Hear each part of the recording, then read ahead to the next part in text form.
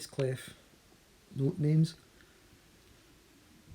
Now you may be aware that treble clef, bass clef, lines and spaces are different. So we've learned before the names of the lines and the names of the spaces in the treble clef, but the bass clef's different. So instruments which play using the bass clef are low-pitched instruments. So for example, bass guitar, double bass, these instruments would use a bass clef. Piano would also use a bass clef, but also the treble clef for the piano. Piano's got such a wide range that it needs something to accommodate the high notes as well as the low notes. So that's why you see in a piano, a piece of piano music, you'll see the double stave, 5 lines, 4 spaces in the treble clef, 5 lines, 4 spaces in the bass clef. So the names of the lines and spaces in the bass clef. The lines are G, B, D, F, A. We always count from the bottom up. So the lowest of the lines in the bass clef, this is a bass clef, is G. The highest of the lines up here in the bass clef is an A.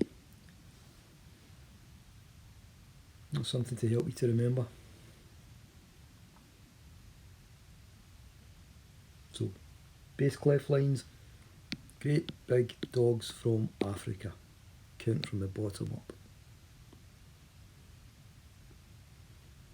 Bass clef spaces, again going from the bottom, A, C, E, G. All cows eat grass. So a couple of wee animal things there to help you remember. So lines, great big dogs from Africa. Spaces,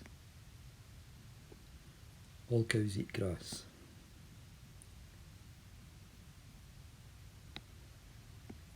Ledger lines.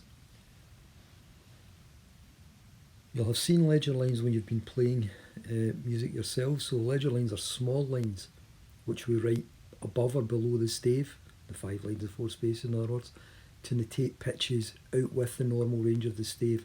So for notes which are higher or lower than the 5 lines and 4 spaces can accommodate. So if we look at this for example, here's the bass clef. This note here isn't on any of the 5 lines or 4 spaces, but it's kind of there on its own. Likewise, this one here, we've just written a small line to accommodate that note, not another 6th line, just a small line for that individual note. Likewise with this one, there's that same line, but this time the note's sitting underneath rather than actually on the line. So we know that the bottom line here is a G. Remember, great big dogs from Africa, and if that's a G here, then just underneath that, a step underneath must be an F. If that's an F, here's another line if you like. That must be an E. This is kind of a space, if you imagine that there's another line there really. And this D sits in the space between those small lines. Again, we're just progressing alphabetically. Again, it works the same up high in the bass clef as well.